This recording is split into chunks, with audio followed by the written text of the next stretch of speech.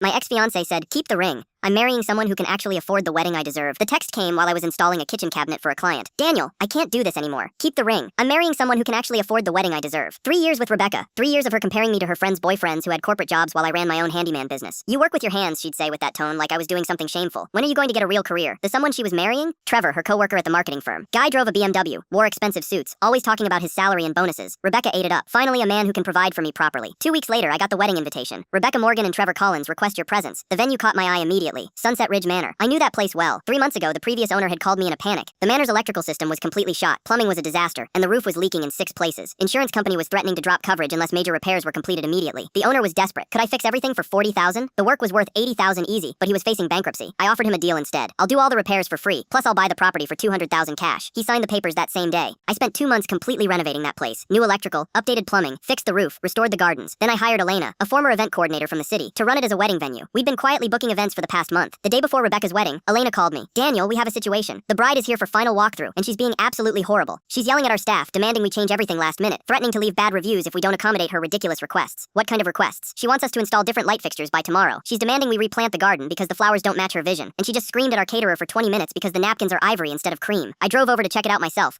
Rebecca was standing in the main hall with Trevor and her mom, pointing at everything like she owned the place. This venue is so outdated, she was saying loudly. For what we're paying, this should look like something from a magazine. Elena approached them professionally. Mrs. Collins, as we discussed, any changes at this point would require additional fees and may not be possible on such short notice. Rebecca's voice got sharper. Don't tell me what's possible. We're paying customers. Make it happen or we'll find somewhere else. That's when I stepped out from behind the catering station. Elena, is there a problem here? Rebecca's face went ghost white when she saw me. Daniel, what are you doing here? I own this place, I said simply. Elena, what seems to be the issue? Trevor looked confused. You own this? But you're just a handyman. Was just a handyman. Now I'm a property owner and business operator. Elena filled me in on your requests. Rebecca was stammering. We can work this out. Maybe we got off on the wrong foot. I looked around the beautiful venue I'd spent months perfecting. The venue that was booked solid for the next 8 months because word had spread about the quality of our service. You know what, Rebecca? You're absolutely right. You deserve a wedding venue that meets your standards. Elena, please process their full refund. Rebecca's mom stepped forward. Refund? The wedding is tomorrow. We have 150 guests coming. I pulled out my phone and showed them our contract. According to Section 12, abusive behavior toward staff results in immediate termination of services with full refund. Your behavior today qualifies. Trevor was panicking now. Look, man, can't we just apologize and move forward? We've got people flying in from across the country. 3 years, Rebecca. 3 years you told me I wasn't good enough because I work with my hands.